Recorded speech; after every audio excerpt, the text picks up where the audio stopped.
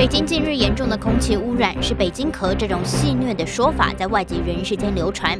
北京咳指12月至4月间干咳咽痒的症状，到了北京就发作，离开北京后会自然消失。一些南方人也表示，他们到北京或者是北方一些城市也会出现类似情况。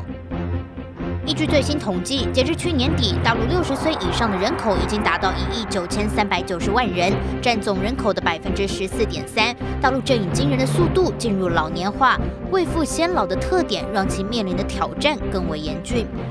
据大陆理财周刊报道，大陆目前的女性就业率已经接近70%。统计资料证明，剩女率与城市化率成正比，财富越多的地方，剩女率越高，消费水准也越高。农村几乎没有剩女，中小城镇较低，大都市则为常态。